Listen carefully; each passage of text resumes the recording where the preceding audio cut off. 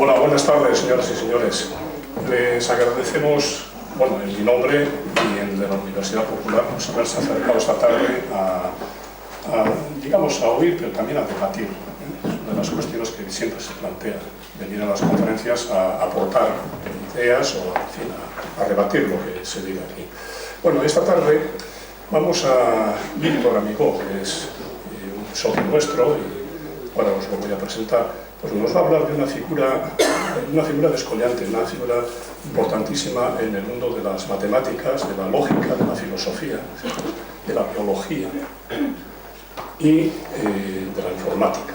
Es una de las personas que ha configurado la informática tal y como se entiende hoy en día. Y bueno, pues Víctor Amigó es licenciado en matemáticas, licenciado en informática.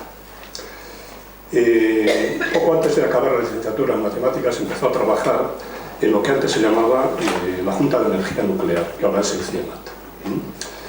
Y ahí trabajaba en apoyo a ingeniería de reactores, con los cálculos técnicos mediante ordenadores, etc. Después tiene una experiencia docente en la Facultad de Informática. Fijaros que ahí enseñaba algo muy relacionado con el tema de la conferencia. Enseñaba inteligencia artificial y computación. Computabilidad y computación. Después pasa a CEPSA, Compañía Española de Petróleos. Y ahí trabaja en un departamento de optimización, de programación lineal, etc. Esto, en pocas palabras, significa pues, utilizar la informática de forma intensiva para, digamos, mejorar los procesos de exploración y de extracción de petróleo. Y bueno, después ahí mismo en CEPSA pasa a un departamento más informático, digamos, de instalación de sistemas operativos, de medida de la eficiencia de sistemas, etc. Bueno, pues Víctor Amigó, matemático informático, nos va a hablar de un matemático y de uno de los creadores de la informática. Yo creo que la ecuación es sencilla, ¿verdad? Víctor. Gracias.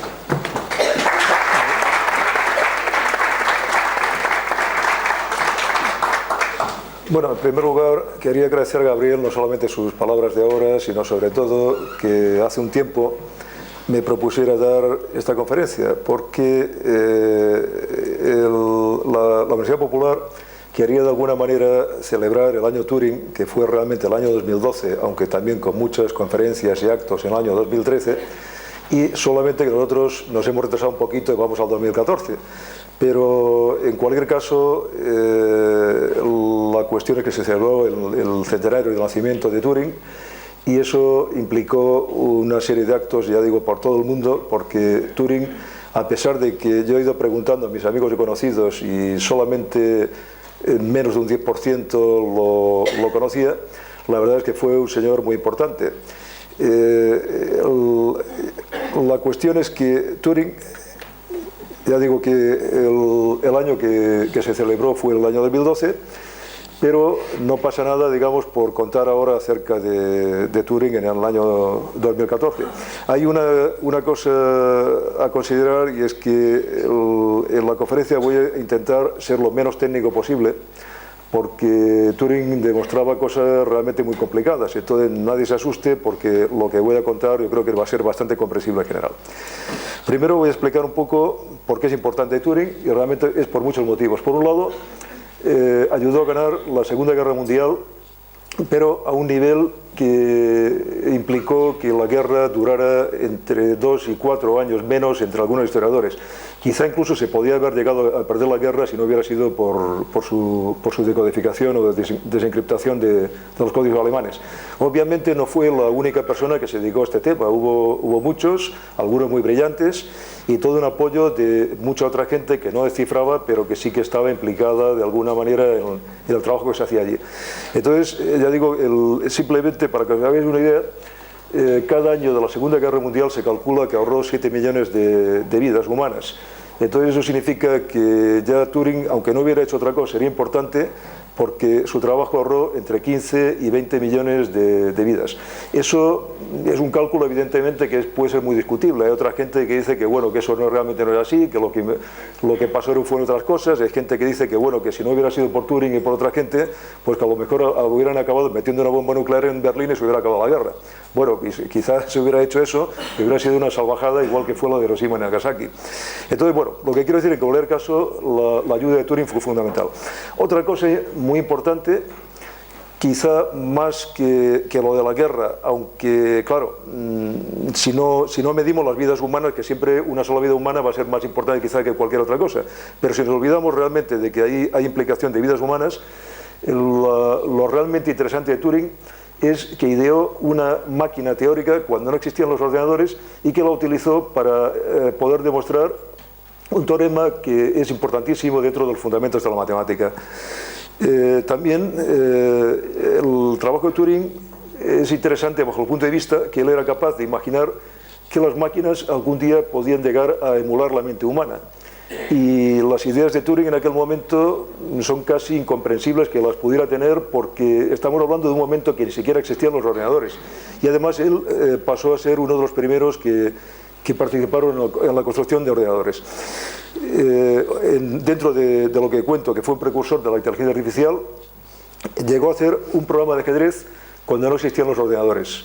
Eso parece mentira que lo pudiera hacer, ¿no? Porque si hay un ordenador y ya se está trabajando en ese tipo de temas, pues bueno, pues parece una cosa como muy natural.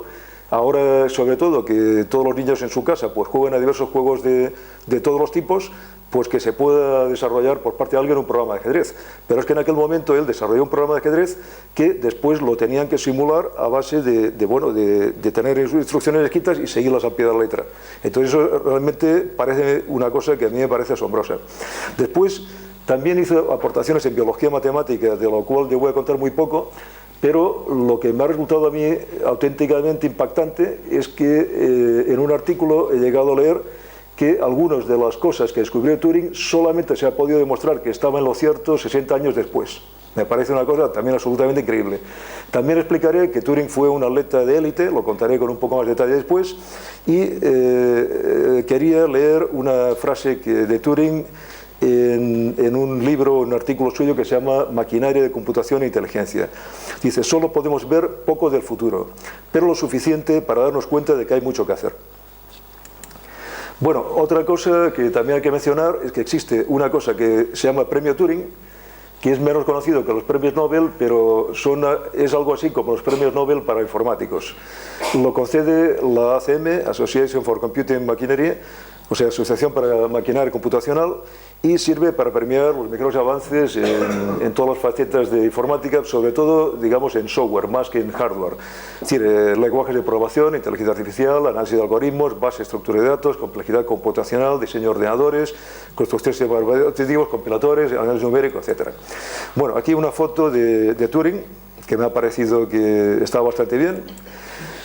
Y quería hablar un poco de la infancia de Turing. Turing nace el 23 de junio de 1912 en Paddington, cerca de Londres. El nombre completo es Alan Madison, pero Madison es porque era hijo de Julius Madison, el segundo hijo de él, y de Ethel Sarah Stoney, que curiosamente, así como a Alan Madison le llaman Alan, a Ethel Sarah todos los libros le llaman Sarah. Bueno, son cosas curiosas que no sé si son porque los ingleses hacen las cosas según les conviene o no sé por qué motivo. Bueno, Sarah fue una mujer de bastante cultura, estaba educada en la Sorbonne, y Julius era un empleado del Indian Civil Service, que era servicios, digamos, de tipo administrativo de británicos en Satrapur, India. Entonces vivían en India, pero cuando supieron que Sarah iba a tener un hijo, se trasladaron a Londres para que naciera Alan. Julius a continuación volvió a la India, tenía que seguir trabajando, y Sarah estuvo un año con Alan y con su hermano. Al final Alan y su hermano quedaron a cargo de un matrimonio de confianza, y los padres viajaban de vez en cuando a ver a sus hijos. Con relación al tema de lo que pasaba con los padres cuando veían a sus hijos, hay una carta que en un momento determinado escribe Sarah con gran dolor, explicando que en una ocasión que fueron a ver a los hijos, Alan se fue detrás del taxi que los llevaba a su destino, bueno, al sitio donde supongo que tendrían que embarcar o lo que fuera, ¿no? Y bueno, que lo recuerda la madre con dolor, ¿no? Porque realmente para ellos, o sea, para los niños, o en especial para Alan, era muy fuerte, digamos, estar separado de esta manera de sus padres, poderlos ver solo de vez en cuando. Eso también yo creo que es una de las cosas que podría explicar un poco el carácter introvertido y un tanto peculiar del niño. Bueno, aquí tenéis una foto del niño Alan, que a mí me parece preciosa. Y bueno, voy a explicar también un poco relacionado con la infancia de Turing, que era muy aficionado a los números, a las letras, a los rompecabezas. Hacía cosas tan curiosas como, por ejemplo, dedicarse a ver los números de serie de las farolas que había por allí. Y yo precisamente quise ver un número de serie de una farola de 3 cantos y no lo encontré, con lo cual no me pude imaginar qué era lo que hacía Alan con los números de serie de las farolas. Hay una cosa realmente curiosa que es cómo localizar un panal de miel. Me gustaría ver si alguno de los aquí presentes que no hayan leído la anécdota, a ver si se le ocurre cómo a un niño de 7 años se le puede ocurrir cómo se localizan los panales de miel. O sea, vamos, las colmenas, quiero decir, vamos, una colmena. ¿A alguien se le ocurre así rápidamente?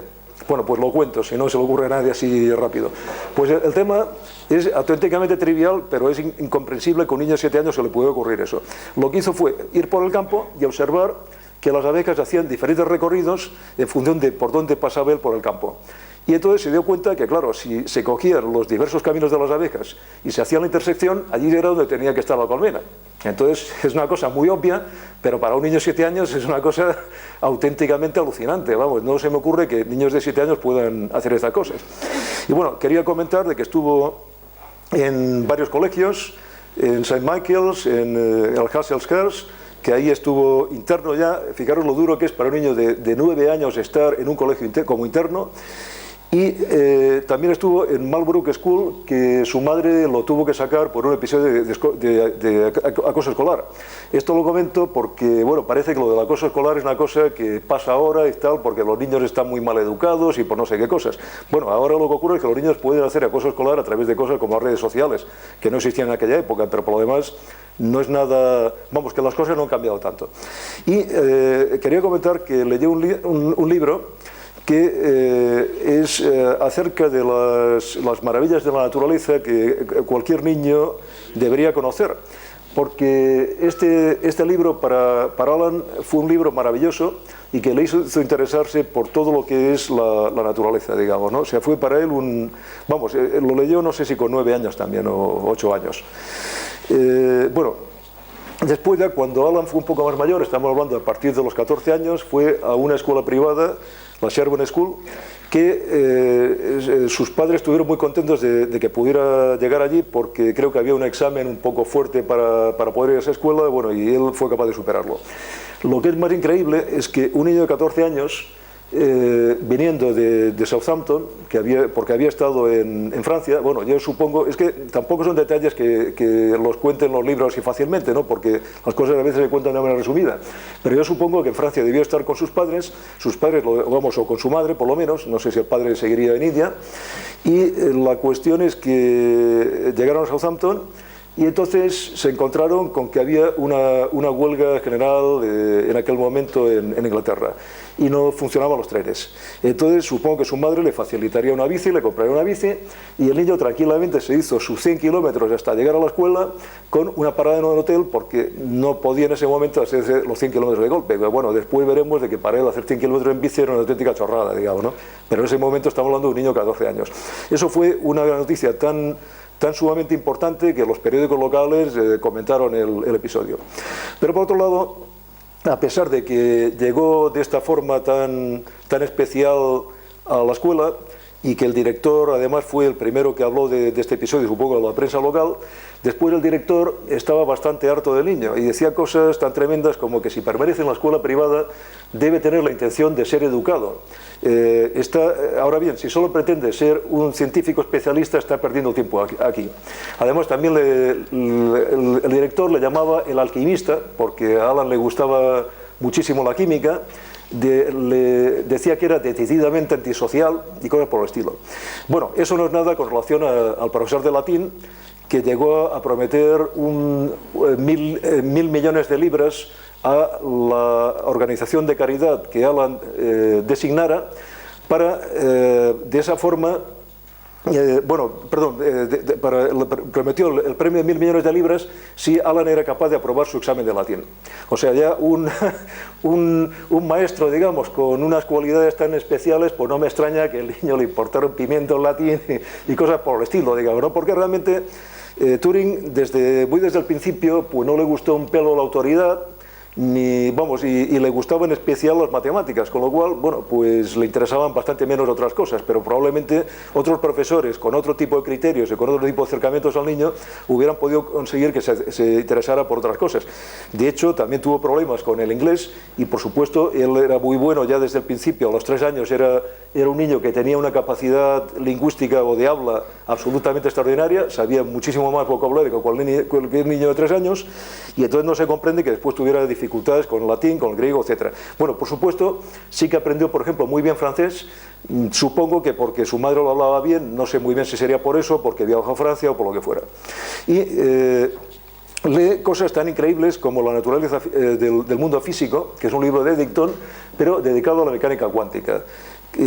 También a los 16 años entendía la teoría de la relatividad de Einstein, pero lo entendía a nivel de poder extrapolar ciertas cosas, por lo visto, que bueno, no voy a detallar aquí, pero que la entendía, incluso reinterpretaba ciertos aspectos de la teoría de la relatividad, cosa que me parece absolutamente increíble para alguien de 16 años. Bueno, esto es una foto de Alan, y bueno, por seguir hablando un poquito más de la Sorbonne School, Turing ahí avanzó muchísimo en matemáticas, pero avanzó en matemáticas porque realmente él tenía una capacidad en la que podía, digamos, incluso descubrir matemáticas a partir de ciertas cosas. Es decir, era capaz incluso de descubrir teoremas nuevos que a lo mejor estaban descubiertos, pero que él no lo sabía, los redescubría. Y eso pese a que el profesor de matemáticas decía que era alguien a quien resultaba difícil enseñar, puesto que prefería sus propios métodos independientes. Bueno, en 1929 lee directamente a Redinger, que, bueno, como todos sabéis, es una de las personas que desarrolló la mecánica cuántica, y en el año 1929 también conoció a Christopher Morcom, que tenía un año aproximadamente más que él, y que fue un amigo muy especial porque los dos tenían el mismo tipo de inquietudes científicas, pero lo que fue un palo tremendo para Alan es que Morcom falleció 2 años más tarde, por lo visto por la tuberculosis. La muerte de Morcom le afectó de tal manera que, bueno, por supuesto se apartó de la religión y estuvo muchos años afectado por la muerte de su amigo. Y lo que es muy curioso es que, aparte de que dejó de ser religioso, sin embargo, se dedicó a meditar sobre si la mente era algo que estuviera o que pudiera vivir o existir separado del cuerpo, hasta el nivel de que, bueno, que quizá la mecánica cuántica pudiera tener algo que ver en eso, en supuesto que eso fuera posible, ¿no? Entonces ya digo que a mí me parece también muy asombroso que alguien con esa poca edad pueda pensar sobre temas tan profundos. Bueno, después ya fue al King's College de la Universidad de Cambridge, y allí, entre otras cosas, leyó el trabajo de John von Neumann sobre los fundamentos matemáticos de la mecánica cuántica. Bueno, fundamentos matemáticos o fundamentos lógicos, no sé muy bien qué era exactamente.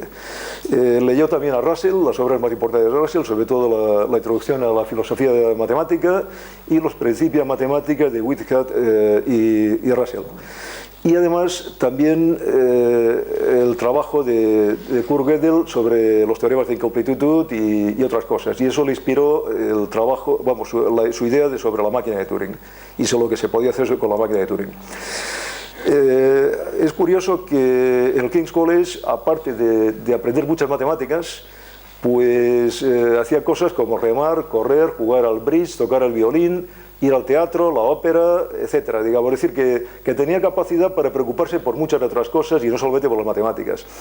Tuvo también su primera relación amorosa homosexual, porque era homosexual, que de eso hablaremos ampliamente después, con un estudiante de matemáticas, un tal Andrew Hodge, que acabó dejando por lo visto la carrera y dedicándose, me parece que al teatro o algo por el estilo. Y aquí es subrayado de una manera especial que viajó por Europa y se unió al movimiento antibelicista.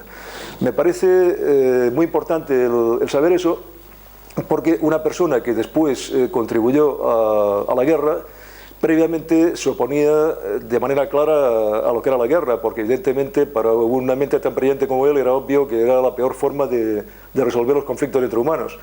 Pero la cuestión es que, claro, después, cuando la guerra realmente se produce, no tiene más remedio que tomar partido por su país, y probablemente sabiendo qué estaba pasando en Alemania en esos momentos, supongo que lo sabía. También tuvo unos exámenes finales en su carrera en matemáticas absolutamente brillantes. Termina matemáticas en 1934 con unos exámenes inmejorables. Y en 1935 pongo que asiste a un curso de Max Newman sobre fundamentos de las matemáticas. Digo esto porque probablemente de ahí, y aparte de su lectura de Russell, bueno, por cierto, que hablando de Russell, también hay que recordar que aparte de que Turing era suficientemente inteligente como para ser antibelicista, pero es que posiblemente también bebió de las fuentes de Russell, que Russell era un pacifista convencido. Entonces está claro que, bueno, alguien que admiraba tanto a Russell pues fuera un poco en ese aspecto como él.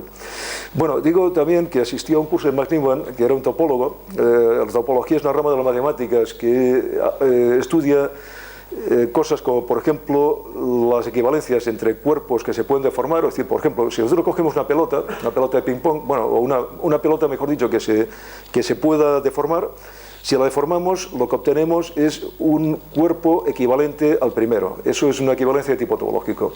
En realidad, Newman no solamente era topólogo, sino que era muy brillante en temas de fundamentos de las matemáticas y en muchas otras cosas que veremos también más tarde. Pero vamos, que Newman le influyó mucho para dedicarse a este tema, aparte de lo que ya había leído de Russell. En el 36 gana un premio que se llama Graham Smith por un trabajo en teoría de la probabilidad, que los que conozcan algo de estadística creo que está bastante relacionado lo que Turing hizo con el teorema central del límite. Y además publica su obra fundamental, que es sobre números computables con una aplicación al problema de la decibilidad o de la decisión, o dicho de otra manera, de la parada. Entonces ahí explica el concepto de máquina, que viene de automática, que después a esa máquina se la ha llamado máquina de Turing, evidentemente. Y la publicación de este trabajo fue gracias a la intercesión de Newman, ya que Alonso Church, un matemático norteamericano, había publicado justamente ese tipo de resultado, no realmente la concepción de la máquina de Turing, sino el resultado que demostró Turing a partir de la máquina. Lo había demostrado mediante un método puramente matemático que se llamaba cálculo lambda o lambda cálculos, que tiene la peculiaridad de que después ha sido una notación o una forma de escribir en matemáticas que ha dado origen a uno de los primeros lenguajes de programación importantes en la inteligencia artificial, que se llama Lisp, que se solía hacer la broma de que Lisp quería decir listado de insípidos y estúpidos paréntesis, porque el tema, cuando nosotros estudiamos algo de Lisp, que vamos, no fue un lenguaje que llegáramos a utilizar mucho, pero sí estudiamos un poco los fundamentos, era muy desesperante porque era algo así como la especificación de una función, pero que estaba imbuida dentro de otra función y es a su vez dentro de otra y dentro de otra y dentro de otra, y al final tenías que poner tantos paréntesis que te perdías en ellos y te volvías loco, digamos, ¿no? Entonces, bueno, el tema del lambda cálculo viene de ahí, y Shor's demostró precisamente lo mismo que demostró Turing, con lo cual le chafó, digamos, la publicación de lo que él quería, vamos, de su trabajo. Pero gracias a la intención previamente de su amigo Newman, porque llegaron a ser muy amigos, se pudo conseguir que Turing publicara, porque realmente el trabajo de Turing y el trabajo de Shor's, aunque demostraran lo mismo, iban por caminos completamente diferentes. Entonces era muy importante el trabajo de Turing y hubiera sido una pena que no se hubiera llegado a conocer. Bueno, y esto es otra foto de Alan. Después quisiera explicar un poco qué pasó cuando se marchó Turing a América, a la Universidad de Princeton. Bueno, allí se encontró, en primer lugar fue a ver básicamente a Shor's, que con Shor's era una persona muy amigable, en absoluto envidioso del trabajo de Turing, sino al contrario, digamos, le admiraba mucho. Y lo único que pasó es que, bueno, aunque Turing, a su vez también me imagino que también admiraba a Shor's, el entorno social de Turing, de Shor's, resultaba un entorno que no le gustaba nada a Turing, porque bueno, era una gente que decía que algo así como que eran gente que bueno, que eran todos universitarios, pero se dedicaban a hablar de chorradas y tal, y bueno, y eso a él le gustaba un tipo de conversación un poco más profunda, ¿no?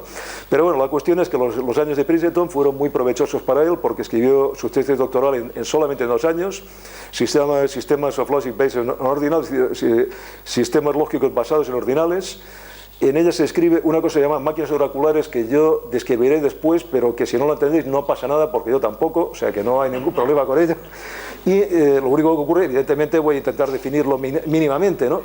Y en la tesis doctoral de Turing, alguna gente que escribe sobre él dice que es muy profunda, muy difícil de entender y que posiblemente todavía no está dicho todo acerca de lo que Turing escribió en esa tesis, ¿no? Es decir, que parece mentira que una cosa que se ha hecho hace tantos años y que no se haya llegado a interpretaciones más profundas de ella, porque bueno, es una cosa que es difícil y tal, se ha interpretado de una manera más o menos básica, pero que quizá todavía haya algún jugo que extraer allí.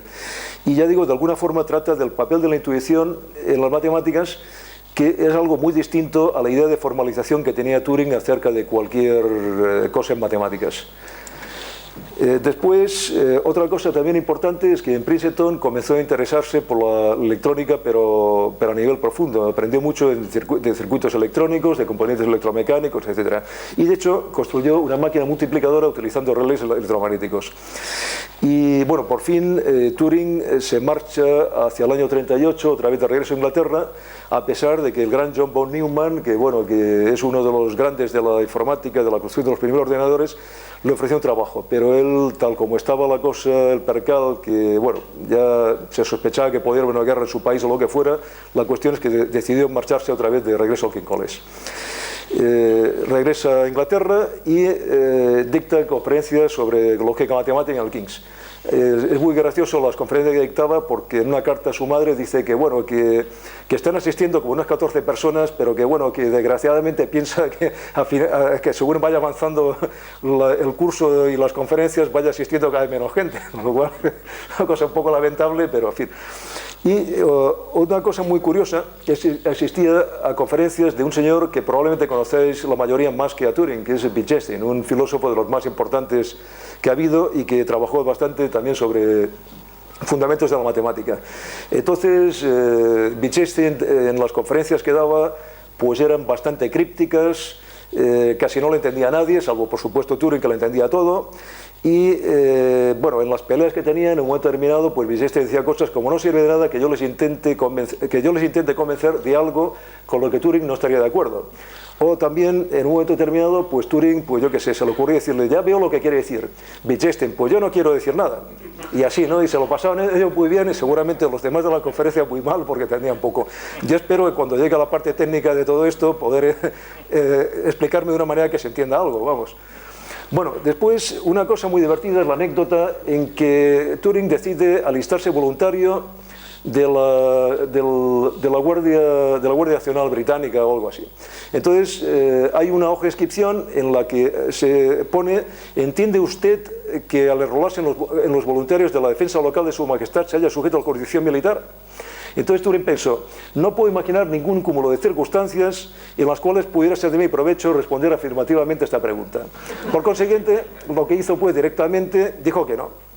Y claro, dijo que no. A continuación aprendió lo que le interesaba, que era disparar un rifle, porque cualquier cosa que hacía Turing, o sea, cuando se decía hacer una cosa, la tenía que hacer perfectamente. Entonces, cuando ya llegó a la conclusión de que tenía suficiente puntería, ya el tema dejó de interesarle y comenzó, por ejemplo, a no asistir a los desfiles. Claro, eso, la broma es que cuando ya llevaba varios desfiles sin asistir, sus superiores comenzaron a advertirle que bueno, que eso no podía ser y tal. Él siguió sin hacerles pastelero caso y al final tuvo un consejo de guerra.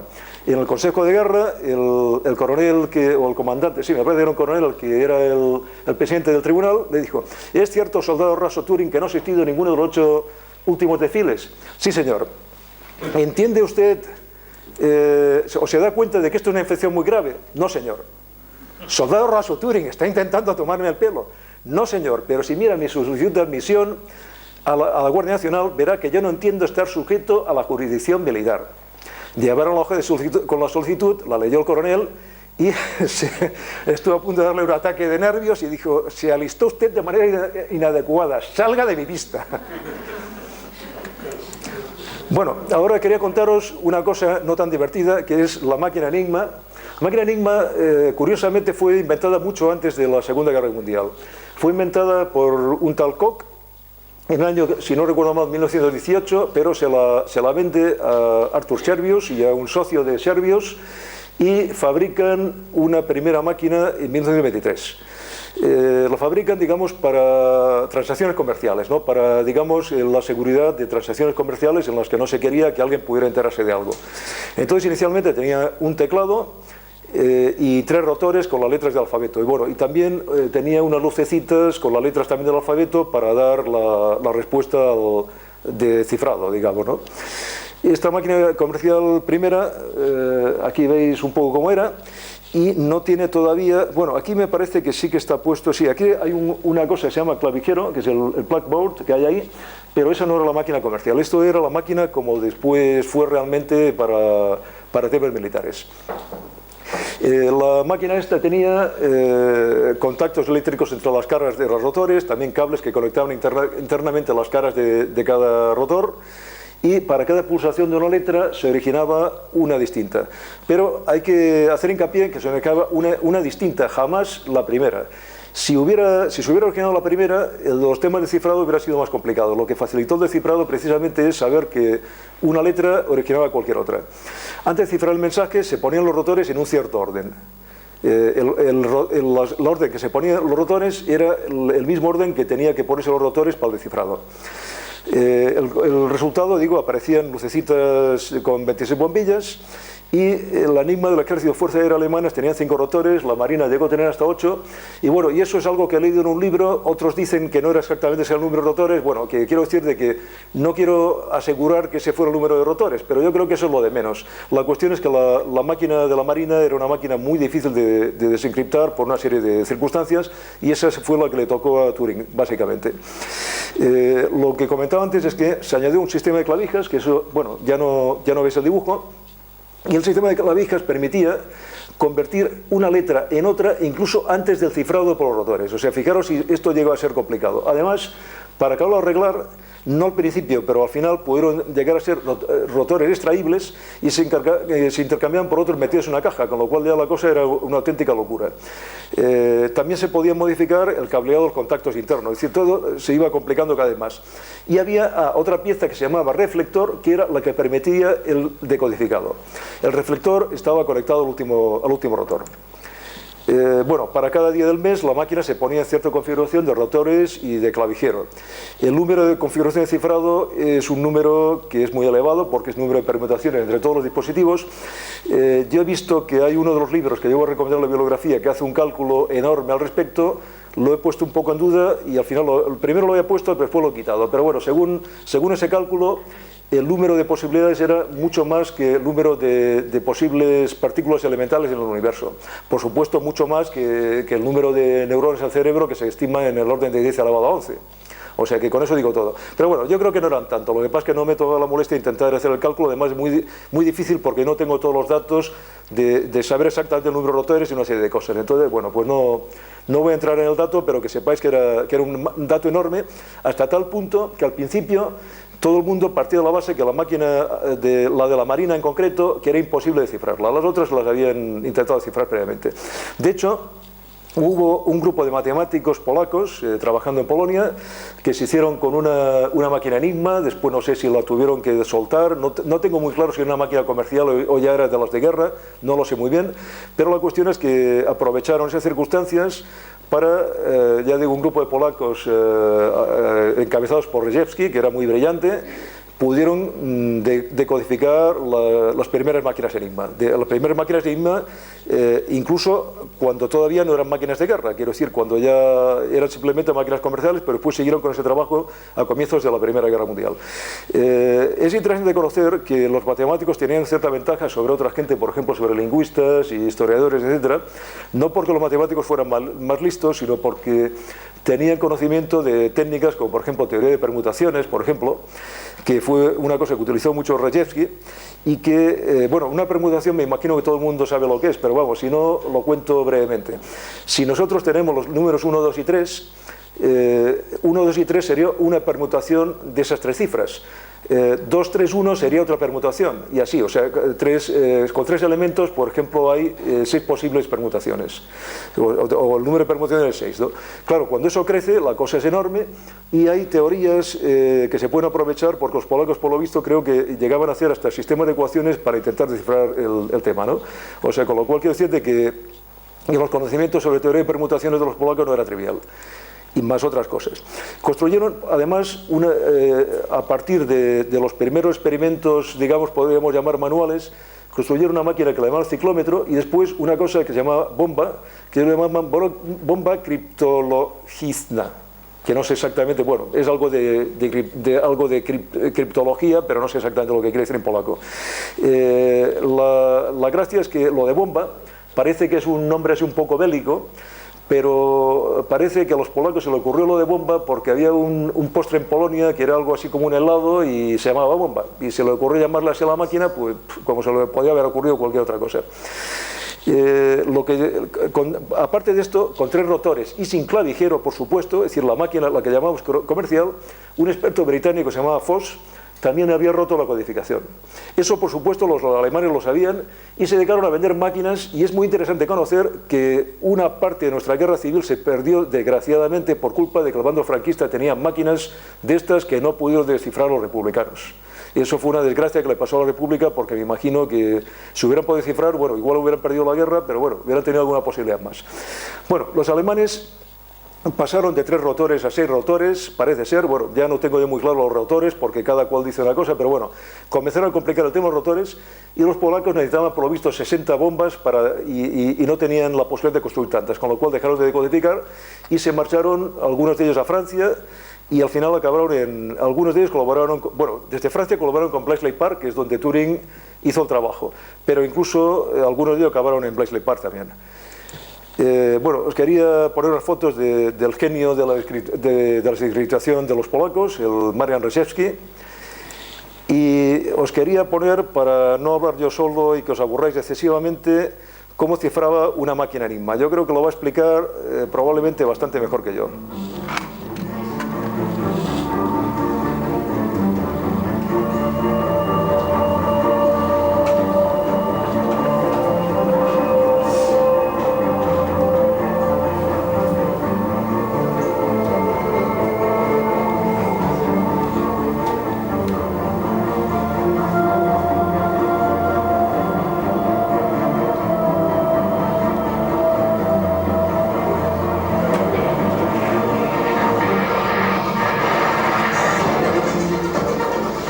Esto es simplemente propaganda de la web que ha publicado el...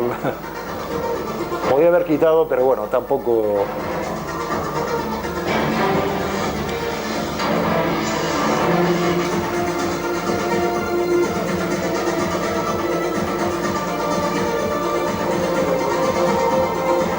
Te das cuenta, lo primero es que se ponen los rotores en el orden correcto para el cifrado.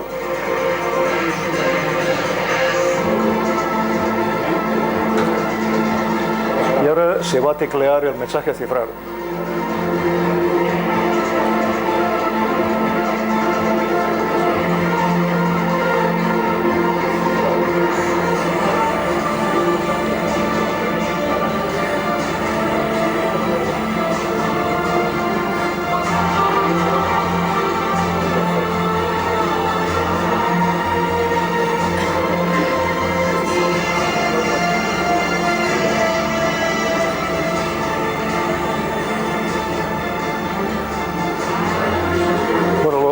Pena es que no veis la entrada y la salida, pero bueno, está claro que salen letras que no tienen nada que ver con las entradas.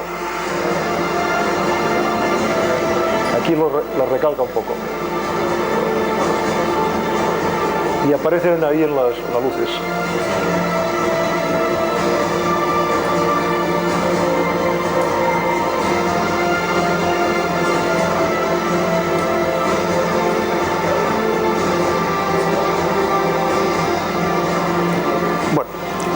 Hemos terminado con esto. A ver. Bueno, entonces voy a contar un poquito qué pasaba en Bexley Park. En Bexley Park está organizado en lo que llamaban barracones, con mucha gente. En unos se interceptaban, por ejemplo, los mensajes, otros descifraban. A partir de lo descifrado se intentaba averiguar las intenciones de los alemanes, porque claro, no solamente descifrar, sino ver qué significaba realmente un mensaje descifrado. Y también se repartía el trabajo en función de las distintas redes de comunicación. Es decir, había diferentes redes que tenían nombres en clave, o sea, no tiene mayor interés saber los nombres en clave, pero Turing estaba en el barracón número 8 y le tocó descifrar lo más complicado, la máquina Enigma de la Marina. Turing se incorporó el 4 de septiembre del 39, que es el día siguiente a la declaración de la guerra por parte de los ingleses.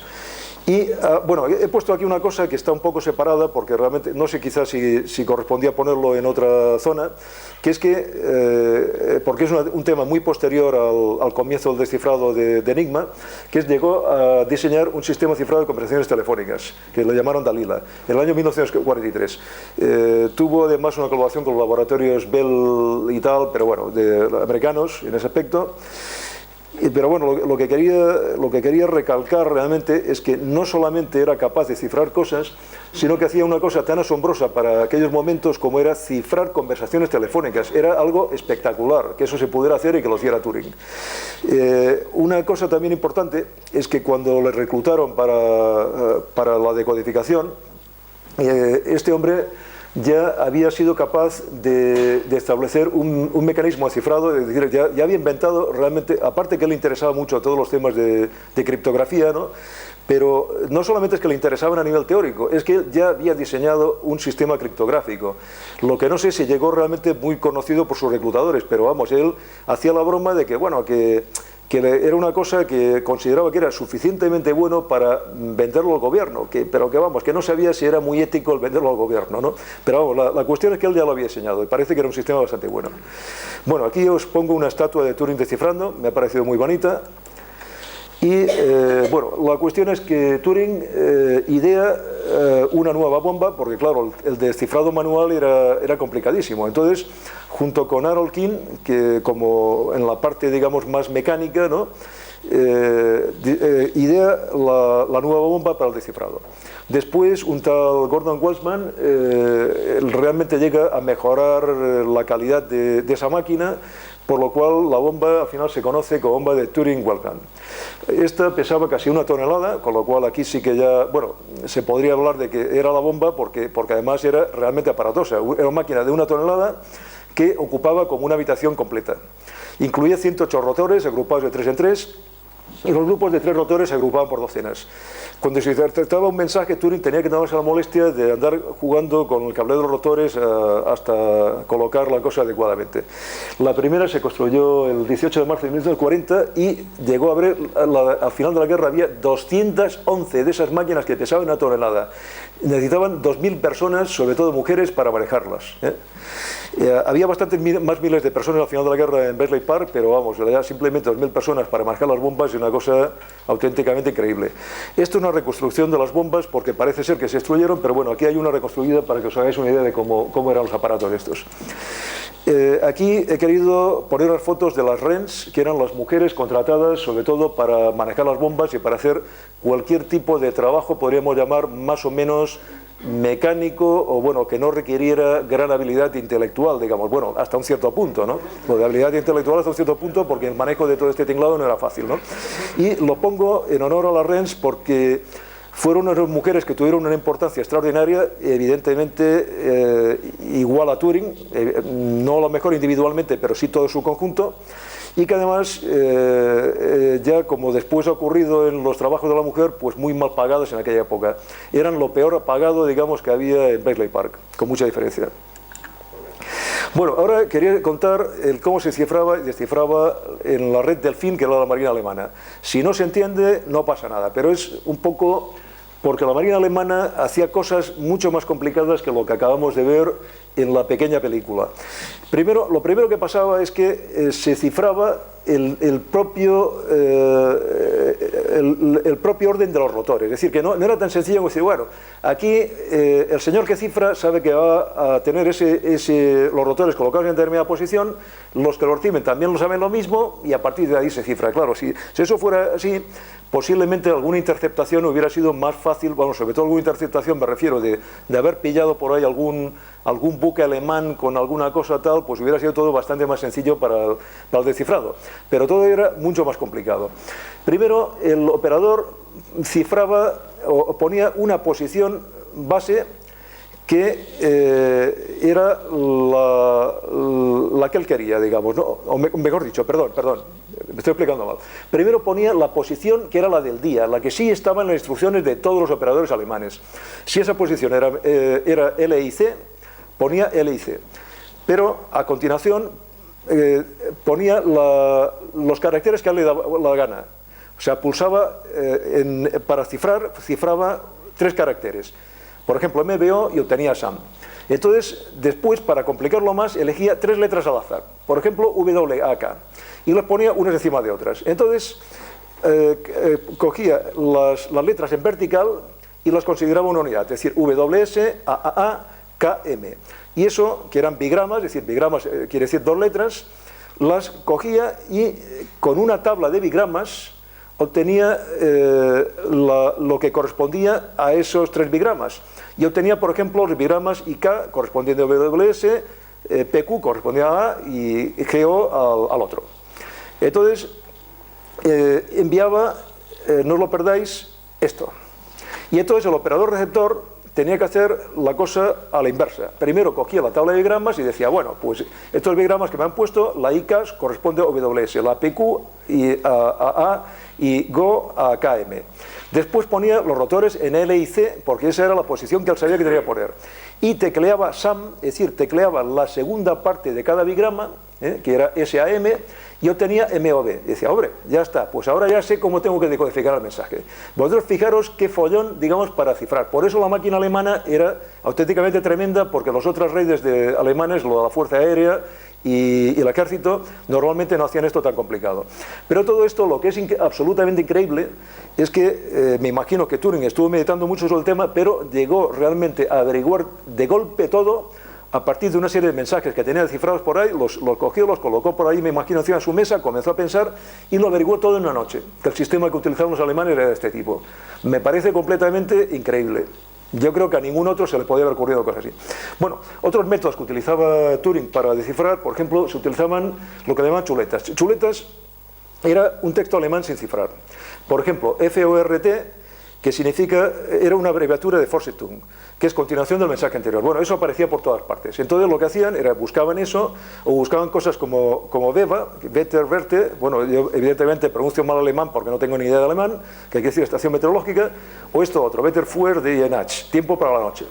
Bueno, había cosas todavía más divertidas, había unos tontos que lo que hacían era, todas las noches, decían balizas encendidas según órdenes y cogían allí en un mensaje y lo soltaban. Es que hay que ser bobo para eso. Por eso algún experto, algún criptógrafo de Bletchley Park llegó a decir que los alemanes eran almas cándidas con costumbres infantiles, porque realmente, claro, lo que pasaba es que una cosa era los expertos en criptografía alemanes y otra cosa los operadores que no podían imaginar que hacer ciertas cosas facilitaba la desencriptación. Bueno, otra cosa, entonces, bueno, lo que quiero decir es que, fijaros qué complicado, se coge la chuleta, es decir, por ejemplo, for, se comienza dentro de un texto a mirar a ver si puede estar. ¿Qué es lo que solamente se busca? Pues una zona de texto en que en FORT, en la F, no aparezca la F, y después siga una O, pero que no aparezca la O, y una R y no aparezca la R, y después una T y no aparezca la T. O sea, esto es auténticamente la pera. A base de estas cosas era por lo que intentaban poder descifrar el mensaje, pero esto es complicadísimo. Esto al final lo llegaron a automatizar con el tema de las bombas, que hacían este tipo de trabajo más o menos automáticamente dentro de lo que cabe.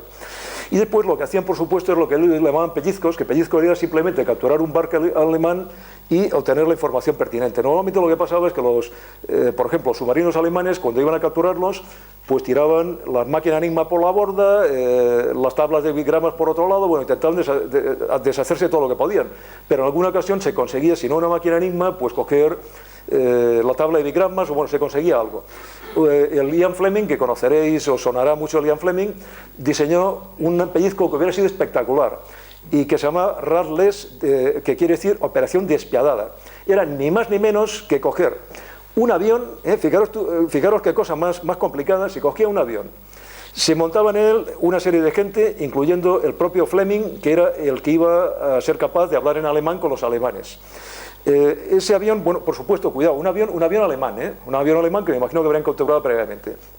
El avión alemán, cuando estaba al lado de un barco alemán, lo que hacía era comenzar a echar un falso humo por uno de los motores, o sea, apagaban un motor y el otro le ponían humo. Y al final se precipitaba por ahí al océano y tal. Y entonces se suponía que, claro, como era un avión alemán, los alemanes, los del barco alemán, le rescataban. Bueno, pues según los rescataban, lo que hacían era ni más ni menos el grupo de supuestos alemanes se cargaban a todos los del barco. Por eso alemán, no despiadada, porque ahí iba a quedar vivo. Y a partir de ahí, claro, ya perfecto, porque ya podían coger todo lo que no eran capaces de coger.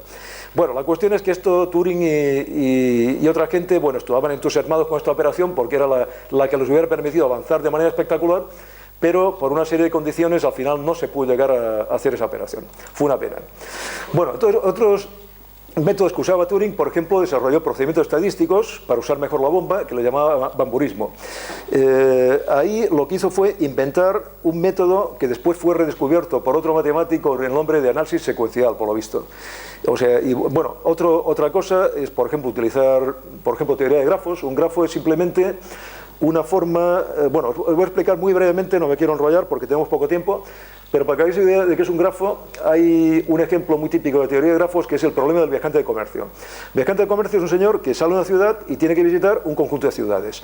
Entonces, lo que se hace es que en un grafo se pone una serie de, o sea, en un papel, digamos, se pone una serie de puntitos que representan ciudades y se une cada puntito con otro, que es unir una ciudad con otra. Entonces se dice, bueno, pues esta ciudad está separada de la otra 50 kilómetros, se pone un 50.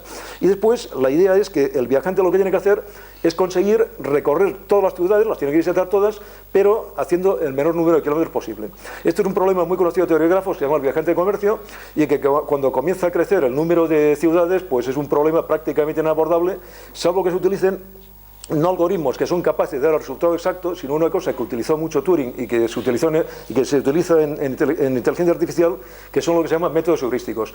Un heurístico es simplemente, por así decirlo, un método que se podría decir incluso intuitivo, hasta un cierto punto, pero que la idea es que recorta la búsqueda, de tal forma que no garantiza la búsqueda de la mejor solución, pero sí garantiza que la solución se va a poder alcanzar en un tiempo finito, porque claro que no vale de nada tener un algoritmo muy bueno si en un ordenador muy potente pues se va a tardar 1200 años en realizar el cálculo. Eso no valdría absolutamente para nada.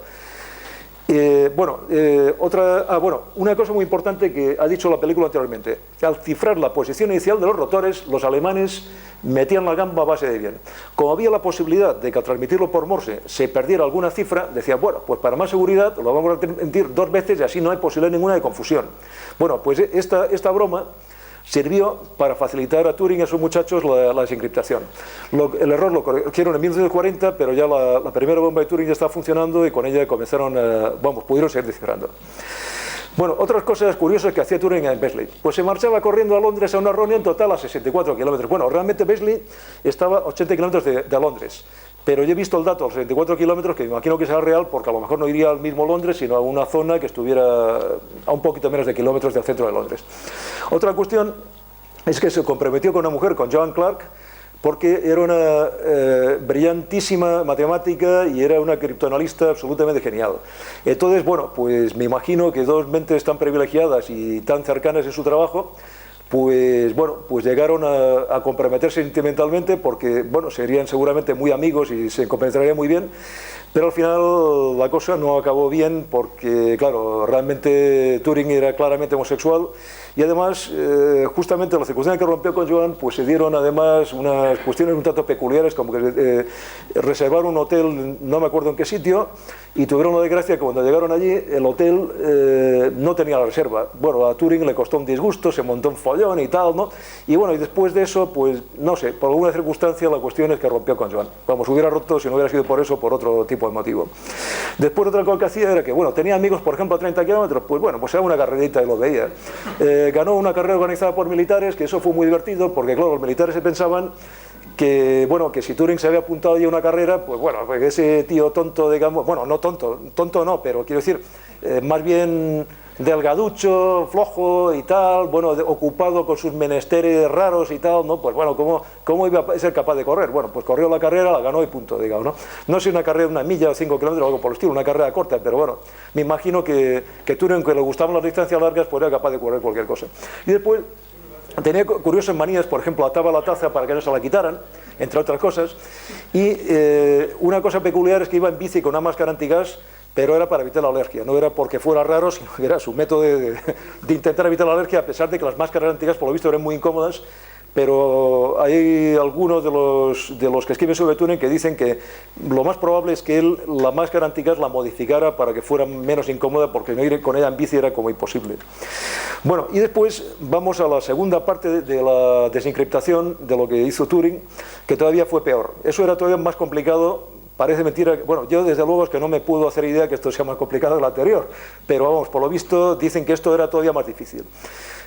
Había una máquina que se llama Lorentz, que eran las SZ40, me parece, y 42, si no recuerdo mal, que los ingleses le llamaron Tuni, o Atun, en su código peculiar, y que la broma era que cada carácter se pasaba a código Baudot. El código Baudot es un código de 5 bits, o sea, ceros y unos. Entonces se cifraba de esa manera, y mediante ni más ni menos que 12 ruedas o 12 rotores generaban otro número 5 bits de una manera que fuera un número, digamos, aleatorio. Bueno, esto se llama pseudo aleatorio porque a partir de un cierto número, con ese mismo sistema de ruedas se va a llegar al mismo número. Es decir, no es, lo que quiero decir es que no es un bombo extrayendo lotería, ¿no? Los números aleatorios además son muy importantes en matemáticas, en asuntos de optimización, porque hay una cosa que se llama métodos de Monte Carlo, que precisamente se basa en eso para conseguir optimizar ciertas cosas, digamos, ¿no? Y lo que ocurre es que cuando un ordenador o este sistema de 12 ruedas genera un número, aunque es aleatorio en el sentido de que es un número supuestamente cualesquiera y que no depende, lo más importante es que no depende del número anterior que se ha cifrado, perdón, que se ha generado, aunque no depende del número anterior, pero al final los números son pseudo-aleatorios en el sentido que se generan los mismos a partir de una cierta semilla y con un mismo algoritmo. Semilla es el número de partida, simplemente. Entonces, bueno, a ese número lo divertido es que le aplicaban la función booleana XOR, que es el OR exclusivo, y obtenían otros bits. Y ahora viene lo mejor. Como era muy probable que el carácter que se obtenía no era un carácter Baudot, pues no pasaba nada, volvían a generar otro, hasta que obtenían un carácter Baudot. Y entonces cuando lo habían obtenido, lo transmitían por Morse, y claro, el tema era diabólico, porque cifrando de esa manera era muy complicado con este método realmente saber qué es lo que se podía generar. Y una curiosidad es que transmitían por Morse, pero de tal manera que tanto el operador emisor como el receptor no veían a texto cifrado, sino directamente veían el alemán claro, no veían nada cifrado. Y el primero que consiguió cifrar esto fue un tal John Tillman, que cifró un mensaje ni más ni menos que de 4.000 caracteres, partiendo por supuesto de mensajes alemanes descifrados previamente, si no hubiera sido imposible, pero bueno, aun teniendo un montón de mensajes que ya sabían qué era lo que querían decir, era complicado de cifrar. Y este hombre consiguió saber un determinado mensaje que estaba sin descifrar, que tenía 4.000 caracteres, consiguió averiguar en qué consistía. A partir de ahí, bueno, mejor dicho, ¿cómo pudo cifrar Tillman? Es que la gracia consiste en eso, dice, bueno, es que aunque tuviera mensajes cifrados anteriormente, pues no es muy claro cómo se puede cifrar un mensaje que no se conoce todavía cómo es, ¿no? Y entonces el truco es el siguiente. Si un mensaje más o menos largo no llegaba bien a su destino, el operador de destino decía, oye, repítemelo porque no sé exactamente qué querías decir. El otro lo repetía. Pero claro, repetición, si ya, debido a que el mensaje era largo, se había podido cambiar algún carácter, pues aquí lo que pasaba es que el operador se podía confundir, de tal manera que a lo mejor donde había puesto una A, pues yo que sé, ponía una O por una confusión, y así con varias letras. Y entonces ya lo que enviaba no era un mensaje idéntico, sino un mensaje muy parecido. Entonces, si el mensaje era idéntico, el criptoanalista no podía hacer nada, pero si veía que los dos mensajes eran distintos, se dedicaba a comparar las diferencias. A Tillman le costó la broma ni más ni menos que 10 días para descifrar el mensaje. Y además, por supuesto, para que el mensaje se pudiera descifrar, no se tenía que cambiar la posición de los rotores. Si los operadores alemanes eran tan listos que cambiaban los rotores, entonces ya se había fastidiado el invento, entonces ya no había manera de descifrar nada. Pero lo más normal es que no se tomaran la molestia, decían, bueno, total, yo voy a enviar otra vez el mensaje y tal, y vamos, ¿para qué me voy a tomar la molestia de cambiar la posición de rotores? Que al final es una gaita, hay que cambiar 12 rotores uno a uno, ¿no? Entonces eso realmente fue lo que permitió a Tillman. Y después Bill Tutte, a partir de la clave de Tillman, deduce el funcionamiento de Tani, es decir, el funcionamiento de la máquina encriptadora. A partir de ahí, Turing elaboró un método que se llamaba turinguería, y había otro matemático que se llamaba Tutte que decía que la turinguería era un método más artístico que matemático, así en plan despreciativo. Tutte decía que, bueno, que eso, que estaba muy bien, pero que no era un método correcto bajo el punto de vista matemático. Claro, ocurre que él inventó un método que era buenísimo, pero que no había manera de poder calcularlo, porque tenía tal cantidad de cálculo que era imposible. Lo de Tutte en principio estaba muy bien, pero no servía aparentemente para nada. Ahora, aparentemente para nada, hasta que lo contó al amigo de Turing, al Max Newman. Y entonces Max Newman se puso en contacto con un tal Tommy Flowers, que era un genio de la ingeniería, pero un individuo que procedía de ambientes pobres, había aprendido ingeniería por ahí, no en una universidad, sino en un astillero haciendo no sé qué cosas. Y este tío, que era un auténtico genio, un genio de la ingeniería, construyó con las ideas de Newman el Colossus. Por supuesto, con las ideas de Newman y con las ideas de Tutte, las de Turing, etc. Pero recalco esto porque Colossus, a pesar de que Turing está detrás de Colossus, no se puede decir que realmente Turing colaborara de una manera muy activa en la consecución de Colossus. Pero Colossus, lo interesante es que fue el primer ordenador electrónico que se construyó alguna vez. Primero tuvieron una máquina que la llamaba Herr Robinson, pero bueno, se averiaba continuamente, con lo cual no valía para nada. Hubo otro primer ordenador electrónico que era el de un alemán que se llamaba Zuse. Zuse construyó varias máquinas que la comenzó a llamar con Z1, Z2, Z3 y así varias más. Z1 y Z2 realmente no eran ordenadores electrónicos, eran máquinas de tipo electromecánico, pero Z3 sí que era un ordenador electrónico como tal. Pero la cuestión es que en cualquier caso era un ordenador mucho más, por así decirlo, de andar por casa que el Colossus, que era una cosa tremenda, pesaba 1 tonelada, tenía una capacidad inmensa para la época, bueno, porque realmente era lo primero que se hacía como ordenador. Se le daban los datos de entrada mediante una cinta de papel, que a veces se rompía, esa era la puñetería que tenía el asunto, y la salida se hacía mediante una impresora que parecía una máquina de escribir. Era completamente electrónico, insisto en esto, funcionaba mediante válvulas. El tema de las válvulas es muy curioso porque se suponía que mediante válvulas no se podían construir ordenadores, porque las válvulas se fundían, continuamente. El tema es que esta gente llegó a la conclusión de que las válvulas, si no se apagaba el aparato, no se solían fundir tanto, y eso fue una manera de poder hacer ordenadores con válvulas. Se construyeron 10, el primero funcionó en diciembre del 43, y después de la guerra, por órdenes del Winston Churchill, se destruyeron. Primero se destruyeron 8, se intentó no destruir todo y tal por determinadas circunstancias, y al final, en los años 60, se tuvieron también que destruir. Fue una pena, pero vamos, esto es una idea de cómo era el Colossus.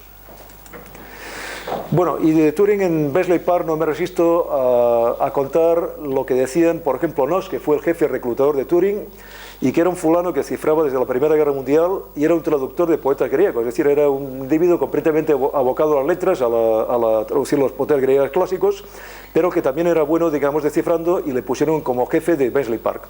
Entonces por ejemplo, decía cosas como la siguiente: es muy difícil mantener a Turing a raya, es muy inteligente, pero también bastante irresponsable, y lanza montones de sugerencias de muy diferente valor. Y después añadía: yo tengo la autoridad y la habilidad justas, pero solo las justas, para mantenerlos a él y a sus ideas en una suerte de orden y disciplina.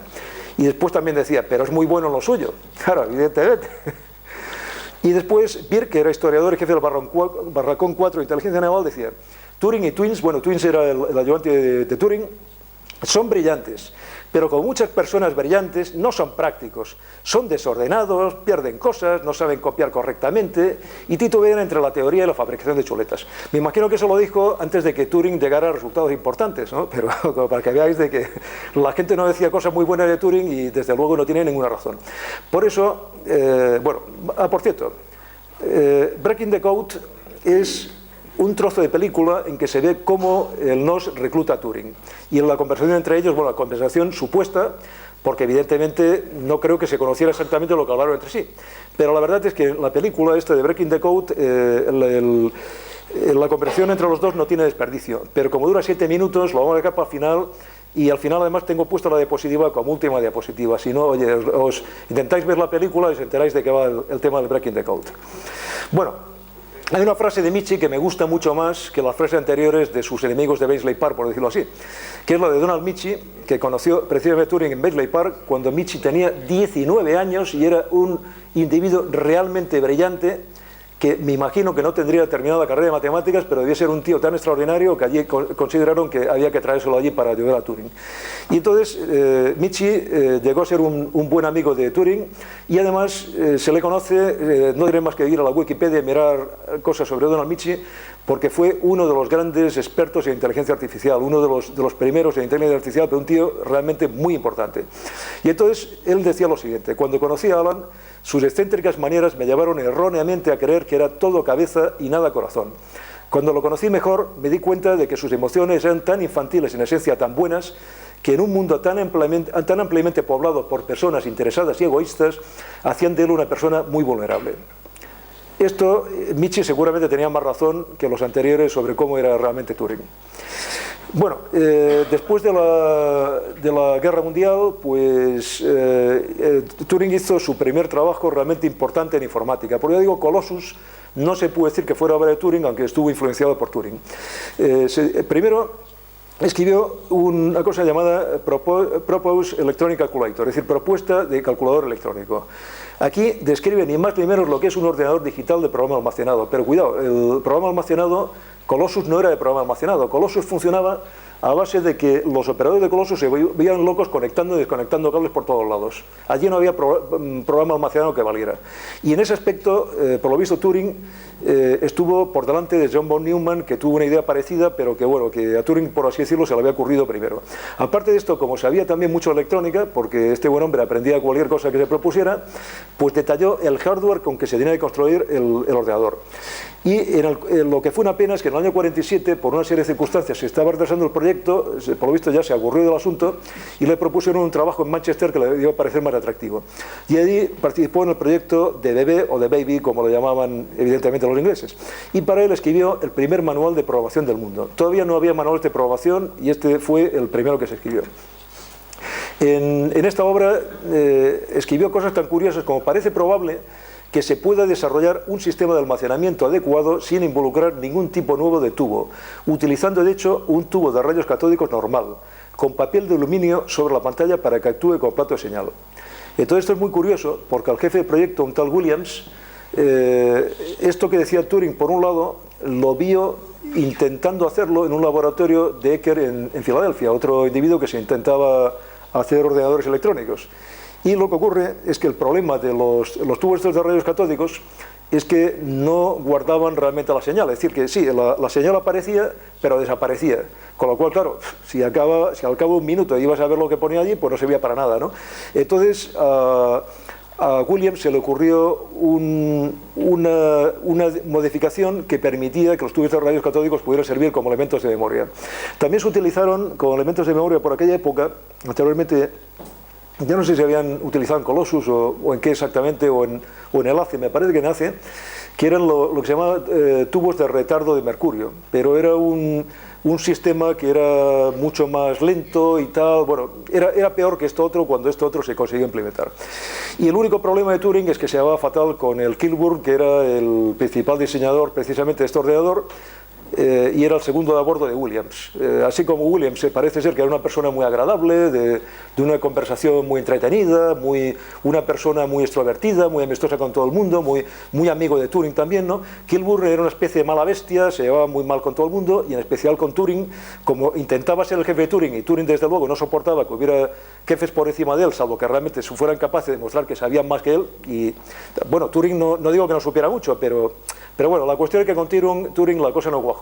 Se llevaban mal hasta el nivel de que Turing se quería dedicar a hacer ciertas cosas con el ordenador y tuvo que acabar negociando con Kilburn el dedicar 2 noches a la semana a poder ir a hacer cosas. Entonces 2 noches a la semana el otro lo deja al ordenador para que hiciera lo que le da la gana, pero todo el resto de noches, pues no, bueno, me refiero cuando el ordenador estuvo construido como tal, digamos, ¿no?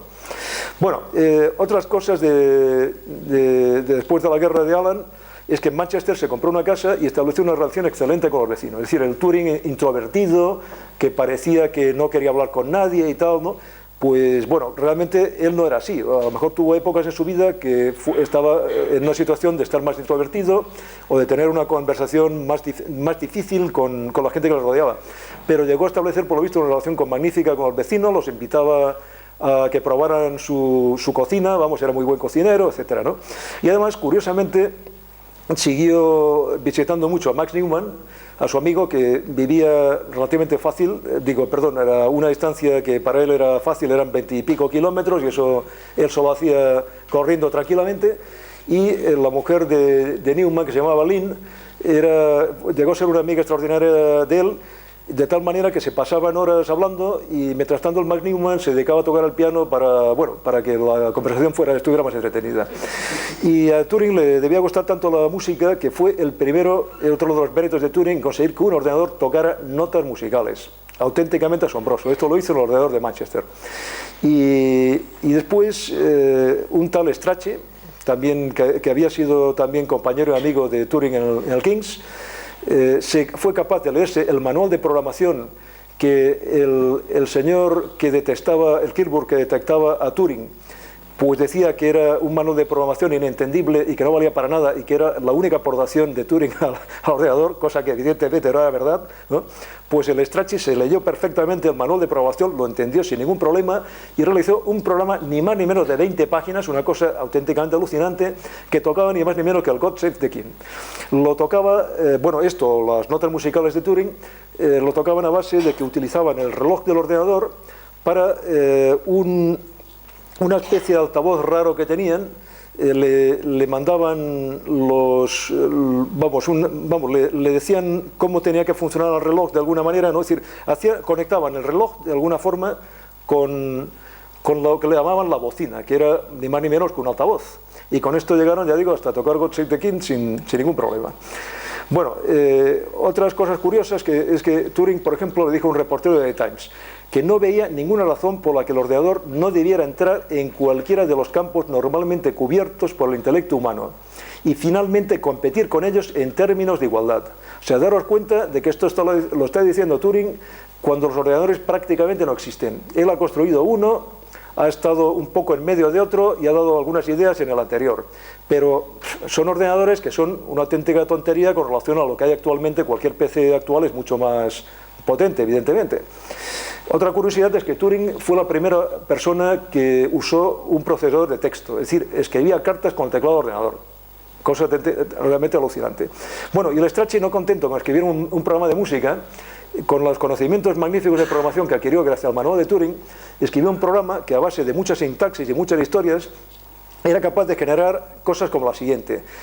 Un programa que escribía cartas de amor y decía cosas como, por ejemplo: querido encanto, tú eres mi sentimiento de ávido compañero, mi afecto curiosamente se aferra a tu apasionado deseo, mi deseo anhela tu corazón, tú eres mi deseosa compasión, mi tierno deseo, tuyo hermosamente MUC, o sea, Manchester University Computer. Bueno, el Strachey además, no contento con eso, en el 51 elabora el primer juego propiamente de ordenador, que es un juego de damas que se llegó a ejecutar en el ordenador de Manchester, a pesar de lo poco que le gustaba al amigo el tema de que usara un ordenador para chorradas como el juego de damas. Pero vamos, la cuestión es que lo elaboró. Y Turing anteriormente había elaborado el programa de ajedrez que os decía antes, de que, realmente no fue obra solamente de Turing, sino fue a medias con otro que se llama Champernowne o algo así, y lo que hacían era que simulaban como papel y lápiz las jugadas de la máquina. Y en Bletchley, Turing ya había escrito un documento sobre inteligencia artificial que desgraciadamente se ha perdido. No obstante, en 1947 dio una conferencia sobre inteligencia artificial en la que decía lo siguiente, por ejemplo: lo que queremos es una máquina que pueda aprender de la experiencia. No es en absoluto imposible hacer arreglos para controlar un ordenador remoto mediante una línea telefónica. O sea, daos cuenta que ni más ni menos está pensando en Internet o en algo parecido, o por lo menos, si no en Internet, en que los ordenadores se pudieran controlar de una manera remota. Era una cosa auténticamente alucinante que tuviera esas ideas. No había no había tecnología para poder hacer eso de ninguna manera en aquella época, pero él ya pensaba que debería de haberla. Bueno, y ahora como curiosidad os quería contar de que, bueno, que Alan fue un atleta de élite, corría, como os he contado antes, 64 kilómetros para ir a reuniones, a veces iba más de a unos 20 kilómetros, iba a otros sitios a 25 o 35 los kilómetros que fueran, y perteneció a un club de atletismo importante, al Walton Athletic Club. En una ocasión, el entrenador de su club le preguntó que por qué entrenaba de una manera tan terrible, porque debía acabar completamente agotado, digamos, ¿no? Y lo que le dijo es que tengo un trabajo tan estresante que la única forma de sacarlo de mi mente es corriendo duro. O sea, eso os lo digo para los que os animéis a correr o hacer ejercicio intensivo como método, digamos, de relajación. Bueno, y es increíble que este buen hombre, a pesar de que estaba tan ocupado, pudiera llegar a estar seleccionado ni más ni menos que para los Juegos Olímpicos de 1948. No lo llegó a correr por una lesión, parece ser que de cadera, pero bueno, la cuestión es que su lesión le impidió correr. Para que os hagáis una idea, su mejor tiempo en maratón eran 2 horas 46 minutos 3 segundos. Es un tiempo brutal para la época. Con ese tiempo hubiera sido el 15º en el maratón olímpico. Sí, bueno, ese tiempo no quiere decir que lo hubiera podido hacer el maratón olímpico, pero cuidado, Londres es un maratón muy llano, con lo cual no es imposible que hubiera podido incluso superar esa marca, cuidado, ¿eh? O sea, que hubiera podido ser el 15º o a lo mejor el 10, no lo sabemos, ¿no? Y para que os hagáis una idea, el maratón de Londres de ese año se ganó en 2:31:36. Bueno, os comento un poco que eso no tiene que ver nada con las marcas actuales. O sea, cualquier corredor popular realmente de los buenos, bueno, no cualquiera, pero sí los corredores muy buenos populares bajan de 3 horas y pueden hacer 2 horas 46. Pero es que en aquella época no había los métodos de entrenamiento actuales, no había sobre todo las zapatillas actuales, la amortiguación actual que a lo mejor le hubieran permitido a Turing no lesionarse. El hecho que no solamente es la amortiguación, sino que las zapatillas impulsan. O sea que, y las zapatillas de entrenamiento de competición son incluso diferentes, ¿no? Bueno, quiero decir que no hay toda la tecnología que hay, y claro, había todos los tiempos que había, ¿no? Actualmente el mejor tiempo olímpico en hombres, cuento que es 2:6:32, conseguido en Pekín en 2006, de mujeres 2:23 y pico, en 2012 en Londres, y los mejores tiempos en maratón, pero no maratones no olímpicos, son estratosféricos. Actualmente 2:3:23 en el 2013 en Berlín, y en mujeres 2:15:25 en 2003 en Londres. Para que veáis de que las mujeres siempre la dan un poco de lado, las mujeres tardaron mucho en poder correr un maratón olímpico, no se los dejaba al principio durante muchos años. Y para colmo, a la EIAF, que es, no sé cómo es, bueno, la institución esta de atletismo, la Federación Internacional, sí, la Federación International Athletics Federation, exacto. La Federación Internacional de Atletismo se le ha ocurrido ahora, para más chiste, no sé si al final si lo están haciendo o no, pero han comenzado a decir que las marcas de mujeres en maratones mixtos que no valgan, porque claro, lo tienen muy fácil, como se pone un hombre como liebre, pues siguen al hombre y así es muy fácil de hacer el maratón. O sea, es una auténtica chorrada, porque también los atletas de élite a veces se buscan también sus liebres. Por ejemplo, en un maratón de Barcelona había un grupo de una docena o por ahí de keniatas que se trajeron su propia liebre para destrozar con eso a los ritmos de todos los demás corredores y ganar ellos. O sea que cuidado. Bueno, aquí una fotito o 2 fotos de Alan corriendo. Bueno, en realidad es la misma foto en 2 perspectivas. Y bueno, y ahora viene la parte desagradable de la conferencia, que la policía descubrió que Turing había tenido relaciones homosexuales con ocasión de un anuncio por robo, y entonces se le dejó elegir entre castración química o cárcel. Eligió la castración química, le produjo una distracción física y me imagino también la correspondiente situación mental desagradable, ¿no? Aunque, bueno, lo tomó aparentemente con un cierto humor, porque él pensaba que, bueno, que los trastornos de la castración química poco a poco irían remitiendo, que podría recuperar más o menos, y, por ejemplo, estableció un pseudosilogismo. Me imagino que todos sabéis de que un silogismo es que si del enunciado A se deduce el B y del B el C, pues de A se deduce C. Por entonces esto evidentemente no es un pseudologismo, sino que una broma que hizo Turing a costa de los silogismos. La broma es la siguiente: Turing cree que las máquinas piensan, Turing yace con hombres, luego las máquinas no piensan. Bueno, y la muerte de Turing se produjo el 8 de junio del 54, y y fue encontrado muerto por su ama de llaves. Pero la hipótesis oficial, que es la del suicidio, porque había ingerido cianuro mordiendo una manzana envenenada, por supuesto, que esa fue la hipótesis del forense. Esa la ponen en casi todos los artículos, en muchos libros, etc. Es la hipótesis, digamos, oficial. Pero la madre dijo que de ninguna de las maneras se había podido suicidar a su hijo. No sabemos si es por temas de amor de madre, que no podía concebir que se suicidara a su hijo, o es realmente porque conocía perfectamente. Y además hay cosas que avalan a la madre, como es el descubrimiento de un tarro de mermelada con cianuro en la habitación, el hecho de que Turing tenía todo un tinglado de laboratorio de 1000 demonios, pero bastante desordenado, y entonces, bueno, pudiera confundir un momento la mermelada con cianuro con la que no tenía cianuro, bueno, o el tarro de cianuro con lo que no lo tenía, y que además otra cuestión es que las últimas conversaciones, la última gente que le había visto, dijeron que lo habían visto como muy normal, que no podían imaginar realmente, con las ideas que tenía de los siguientes trabajos que iba a hacer o de las cosas que estaba haciendo, no podían imaginar que se suicidara.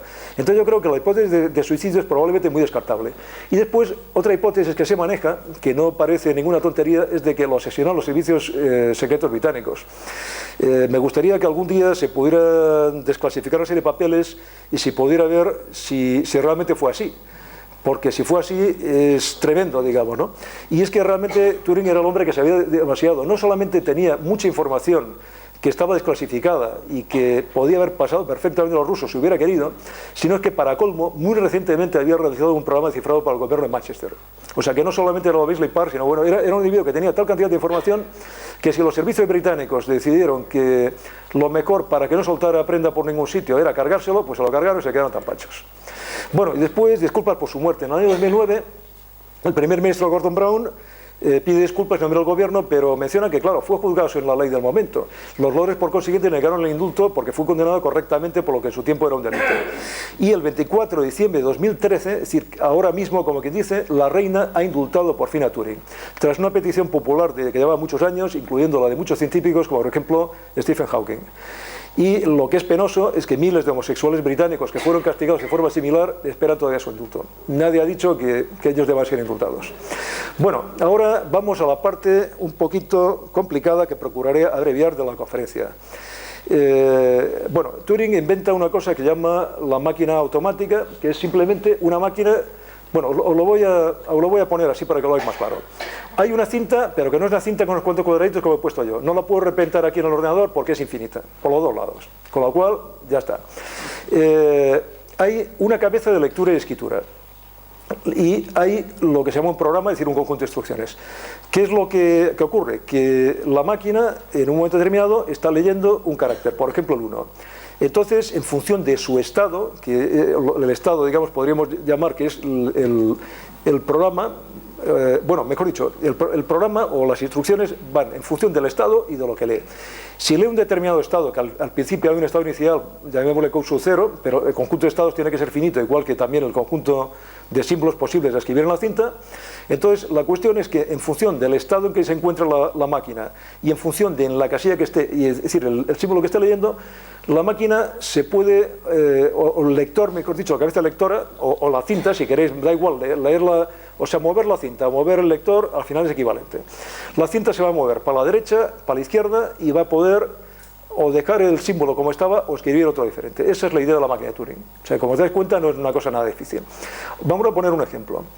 Esta maquinita hace una cosa muy fácil, a ver si me decís lo que hace. La cinta tenemos que pensar que tiene solamente blancos al principio. En el estado inicial, que es el estado 1, la cinta lee un blanco, porque la cinta solamente tiene blancos, y en ese momento lo que hace es que escribe un 0 y se mueve, bueno, he puesto una R que en inglés es right, es decir, a la derecha, se mueve a la derecha, y pasa al estado 2. El programa para el estado 2 es que si se lee un blanco, se deja un blanco, y se vuelve a ir a la derecha y pasa al estado 3. Pero el estado 3 dice que si hay un blanco, pasaremos a escribir un 1 y después nos moveremos a la derecha y pasaremos al estado 4. Y el estado 4 consiste en que si hay un blanco, se escribe un blanco y la máquina se va a la derecha, pero a continuación se va al estado 1. ¿Alguien me puede decir qué es exactamente lo que está haciendo esta máquina? Entiendo que es que no podemos entretenernos porque todavía falta bastante. Bueno, os lo cuento yo si no muy fácilmente. Esta máquina lo único que está haciendo es escribiendo en una cinta blanca, escribe un 0, a continuación se mueve y deja un blanco, escribe un 1, deja otro blanco, escribe un 0, deja un blanco, escribe un 1 y así hasta el infinito. Esta máquina evidentemente no se para nunca. Esto es una máquina de Turing Lego. ¿Qué pequeña pega tiene la máquina de Turing de Lego? Pues que no podemos comprar Lego suficientes para hacer máquinas Turing Lego infinitas. Pero cuidado, esto no es ninguna broma. Esta máquina, aunque parezca mentira, tiene por lo visto un pequeño chip ahí dentro, en la cabeza ese que tiene lectora, y es capaz de hacer una cosa tan alucinante como sumar 2 y 2 y conseguir saber que es 4. Bueno, y esto es otra máquina de Turing. Aquí, esta todavía es más fácil. Ya, esta sí que tenéis que saber lo que hace porque solamente tiene una auténtica tontería. Lo que hace es, tenemos un conjunto finito de unos contiguos. Imaginaros que tenemos dos unos, uno detrás de otro. Después tenemos blancos por la derecha, blancos por la izquierda. Y nos vamos primero a leer el 1. Leemos el 1 y escribimos el 1 y nos movemos a la derecha. Y pasamos al estado 1. Entonces pasamos al estado 1 y miramos a ver lo que hay. Y como hemos dicho que hay dos unos, vemos otro 1 y escribimos 1. Bueno, escribir un 1 quiere decir que dejamos el 1 como estaba y nos movemos a la derecha. Y nos vamos otra vez al estado 1. Y entonces, ¿cuál es el próximo símbolo a leer? Es un blanco, ya no hay un 1, había solamente dos unos. Entonces, ¿qué es lo que hacemos? Escribimos un 1 y se para la máquina, bueno, y decimos que el siguiente estado 2. Ya daría igual cualquiera que fuera el estado, porque la máquina se ha parado. Esta máquina, ¿qué es lo que hace? Pues hace una cosa muy fácil. Cualquier número de unos que haya, que en realidad es la representación de un número en el sistema unario, sabéis que un número decimal se representa mediante 10 dígitos. Un número binario mediante ceros y unos. Un número unario, solamente unos. Es lo más fácil que hay para contar. Se pone una serie de palitos y ponemos 5 palitos y eso es un 5. Bueno, pues lo que hay es que si hay 5 palitos, le añade otro palito y ya tenemos los 6. Es decir, es una máquina que suma en unario. Bueno, y esta máquina no diréis que no es una monada. Una máquina de Turing, auténticamente una monería. Bueno, y ahora vamos por una cosa un poquito más difícil, pero que en realidad se define de una manera muy sencilla. Es la máquina de Turing universal. Es muy importante porque esta máquina es capaz de simular cualquier otra máquina de Turing. ¿Qué es lo que se le hace? Pues se le da como entrada justamente lo que sería las instrucciones de esa cinta, es decir, se da como entrada las instrucciones de la otra máquina de Turing y también se le da como entrada la entrada a esa otra máquina de Turing. Entonces esa máquina de Turing es universal en el sentido que puede calcular cualquier cosa que haga esa otra máquina de Turing. Esto, dicho de esa manera, pues parece que es una cosa muy complicada. De hecho, la demostración que tiene Turing para eso, por lo visto, debe ser muy complicada. Yo no lo he leído, pero estoy convencido que es una demostración bastante compleja, digamos, ¿no? Pero, bueno, cuidado, y la demostración de lo que hizo en el tema de sobre números computables y el problema de la decisión o de la parada. Es decir, el primer trabajo importante de Turing, o sea, define máquina A automática y máquina U universal. Define las dos cosas y define el otro. Pero, aunque sea muy complicada la demostración de Turing, si os dais cuenta, es la misma idea que la de los ordenadores digitales. Y actualmente se admite que los ordenadores digitales tienen la misma posibilidad de cómputo que una máquina de Turing universal. Es decir, toda cosa que pueda ser calculada con una máquina de Turing puede ser calculado con un ordenador, con la precaución de que los ordenadores tienen una memoria finita y claro, hay que tener cuidado con el algoritmo que se usa ahí. Si no, lo que va a ocurrir es que el ordenador se puede colgar o puede dar un error si no se ha tenido en cuenta que tenía una memoria limitada, pero en principio puede hacer lo mismo. Bueno, ahora esto ya es el colmo. Ya esto es hablar del primer teorema de completud de Gödel. ¿Por qué lo cito? Porque esto es lo que da pie al trabajo de Turing. Bueno, había un señor que se llama Hilbert, que es uno de los más grandes. David Hilbert es el gran matemático o uno de los más grandes matemáticos de la historia. Un señor que vivió en el entorno de 1900, es decir, nació un poco antes y vivió, no me acuerdo exactamente hasta qué fecha. Entonces, Hilbert decía que toda la matemática, o todas las áreas, aunque reconociendo que había áreas diferentes en la matemática, pero bueno, que no pasaba nada porque hubiera diferentes áreas. Se cogía cada área, se establecían unos axiomas, es decir, unas verdades que eran evidentes por sí mismas, y a partir de los axiomas, mediante algún tipo de sistema mecánico, se podía demostrar cualquier cosa. Es decir, que no había cosas que no pudieran ser demostrables. Bueno, entonces llegó Gödel, o Kurt Gödel, y le hizo polvo, porque demuestra un primer teorema de incompletitud, después tiene otro y otros trabajos además, que dice que existen enunciados en el sistema formal de la aritmética que son verdaderos, pero indemostrables algorítmicamente a partir de cualquier conjunto de axiomas que elijamos. Se suelen elegir en la aritmética unos axiomas que llaman Peano. Bueno, por cierto, cuando hablamos de aritmética, me hubiera gustado poner los axiomas de Peano, pero no tenemos tiempo. ¿Por qué? Porque, claro, uno se piensa que lo de aritmética es lo de la primaria, que aprendíamos a multiplicar, a dividir, a sumar y tal. Bueno, lo de la aritmética tiene más mandanga, porque la aritmética es una de las áreas de la matemática realmente más difíciles. No es exactamente lo que aprendemos en primaria. Pero bueno, la cuestión es que el teorema de incompletitud dio pie a que Turing demostrara más cosas.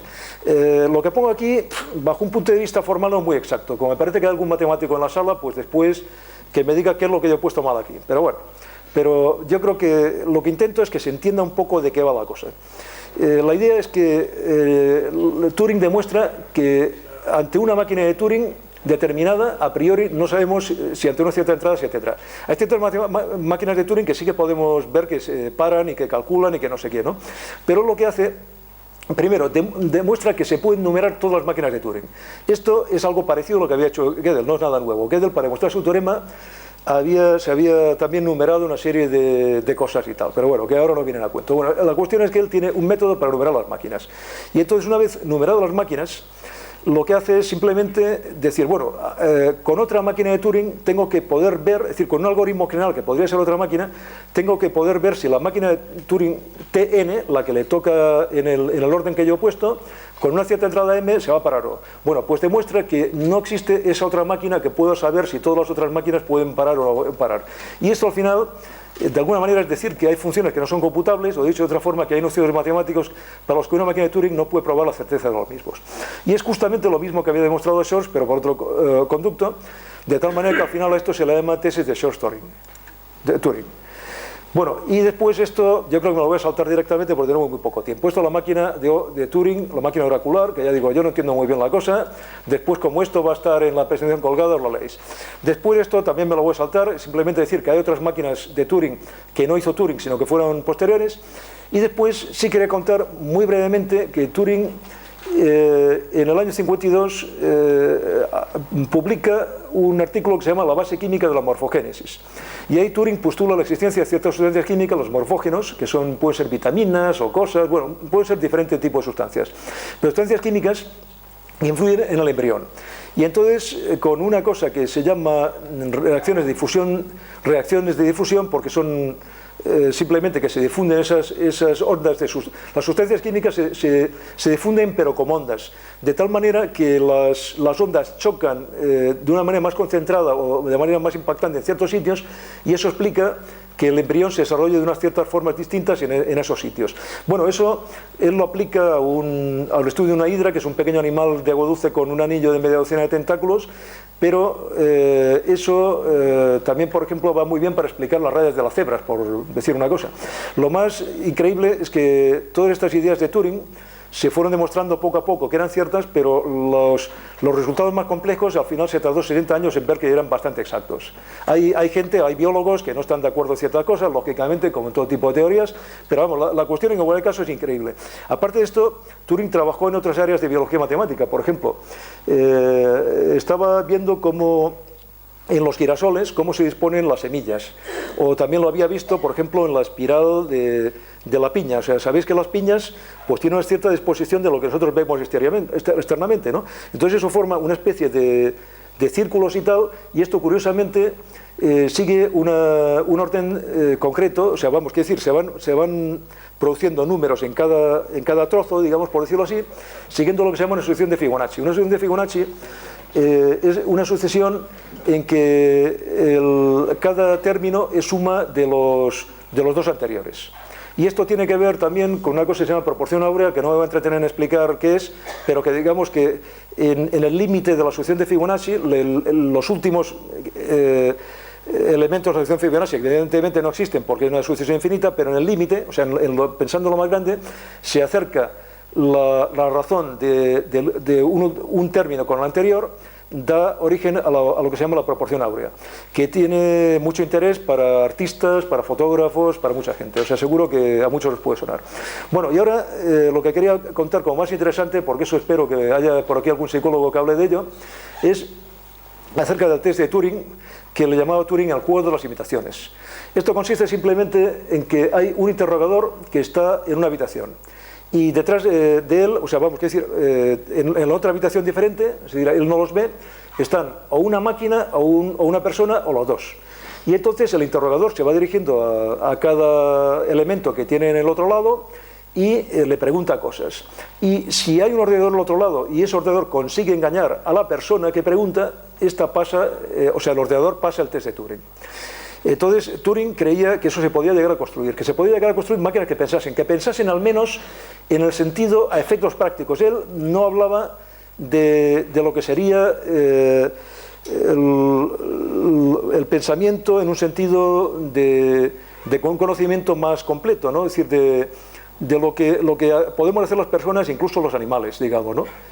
O sea, sobre eso os voy a sugerir que intentéis leeros un libro de George Penrose, que es un libro, es el más complicado de los tres que yo menciono como fundamentales, pero que en algunos momentos, aunque hable mucho de mecánica cuántica, de no sé qué y tal, pues resulta muy interesante. Y Penrose precisamente está en contra de los que se llaman los de la inteligencia artificial fuerte, que sostienen que el construir un ordenador que pueda ser exactamente igual que un humano es una cuestión de años, que eso se va a poder llegar a ello. Y Penrose, basándose en cuestiones de mecánica cuántica, en una serie de historias, pues dice que eso realmente no es posible, por una serie de circunstancias. Bueno, y lo que sí es gracioso es que Turing, por ejemplo, en 1948, en un programa de radio, decía que, bueno, que se podían utilizar para construir un robot cámaras de televisión, micrófonos, altavoces, servomecanismos. Y una vez el robot construido, lo que pasa es que lo que había que hacer era soltar al robot para vagar por el campo para que aprendiera por sí mismo. Por cierto, que el Turing, otra cosa que hizo fue ideó lo que se llaman redes neuronales de amplio uso en cosas de inteligencia artificial. O sea que vamos, que sabía de qué iba el tema este. Bueno, esto es una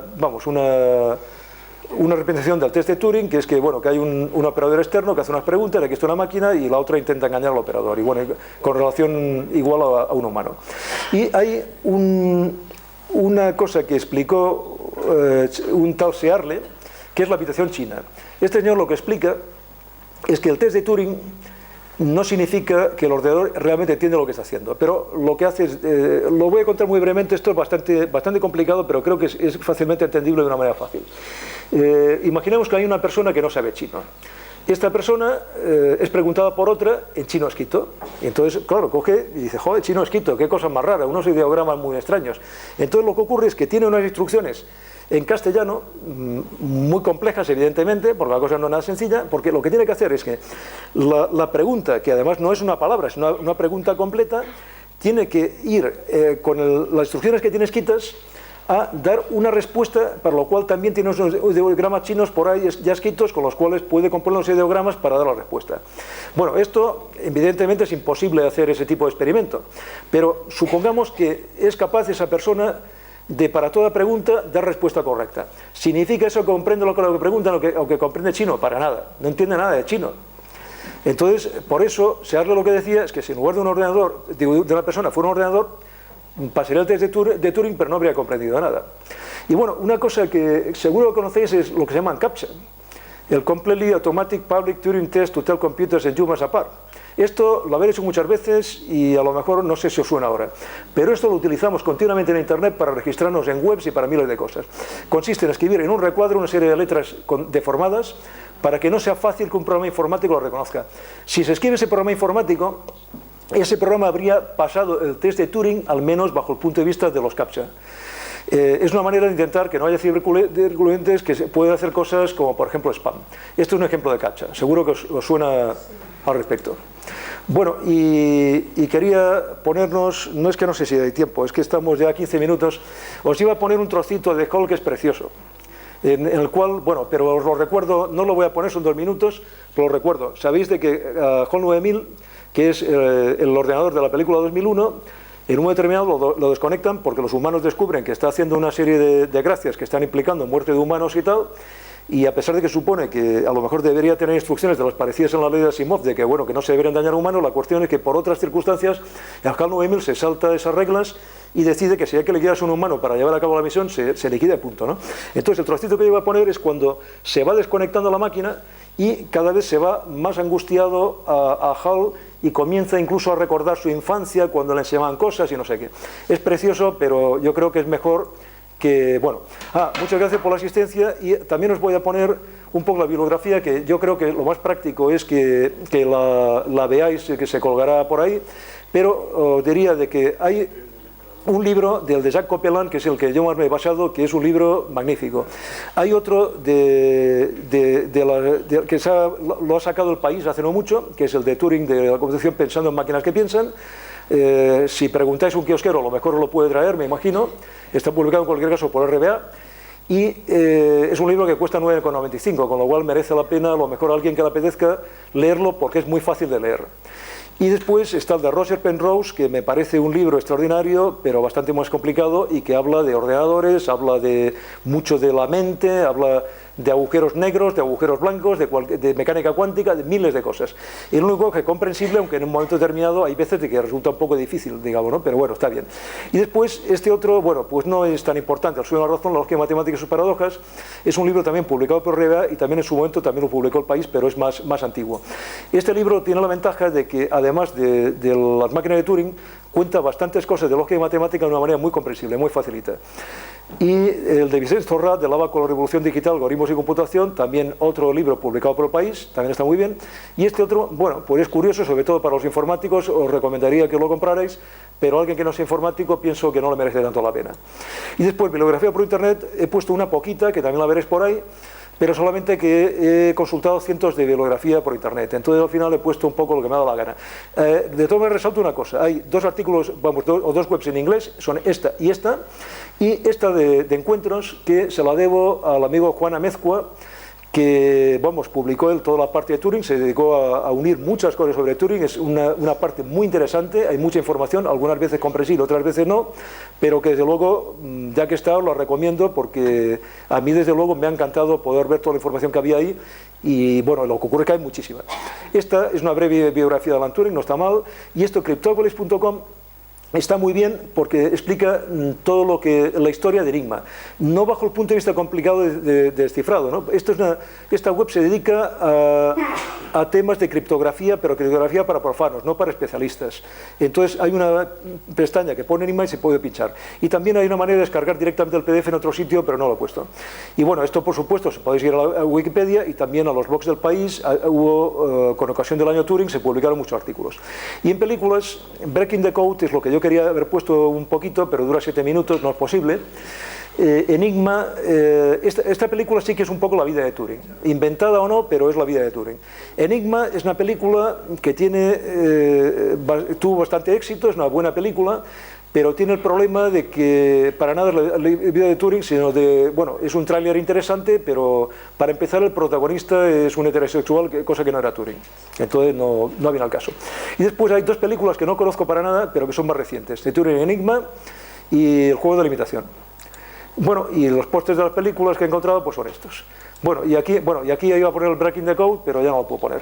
Bueno, lo que sí me gustaría, sobre todo, algún psicólogo que opine, o cualquiera que opine sobre si es posible que los ordenadores puedan llegar a ser como los humanos, y por supuesto, cuando lleguen a ser como los humanos, mucho cuidado, porque en ese caso lo superarían, porque un ordenador de esas características construiría más fácilmente otros ordenadores todavía más inteligentes. Entonces habría lo que algunos llaman una explosión de inteligencia, con lo cual llegaría un momento en que las máquinas pudieran hacer cualquier cosa, y si esas máquinas están de tal forma que las podemos enchufar, no pasa nada, pero como tengan forma de robot, es decir, que se puedan mover y tal, al final puede ser que nos acaben adaptando como mascotas. O sea que, en fin, a ver qué opináis vosotros. O si alguien quiere hacer alguna pregunta de otro tipo, pues... ¿Sí? Si lee Asimov, eso es lo que pasa, exactamente. Pero es una situación bastante cerca de lo que puede pasar. Ya.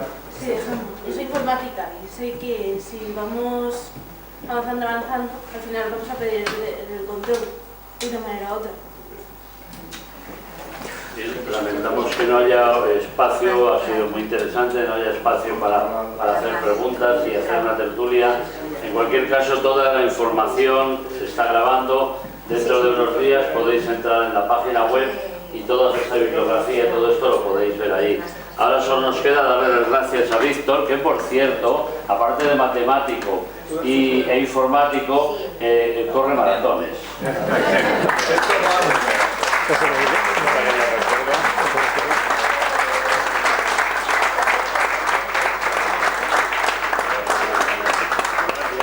Solo recordar una cosa, el próximo viernes, y cambiando totalmente de tema, Javier Del Hoyo, profesor de la Universidad Autónoma, nos hablará de mitología. La mitología como transmisor de arte, como transmisor social y como transmisor religioso que llega hasta nuestros tiempos. Será una conferencia muy interesante y muy amena. Gracias. Gracias.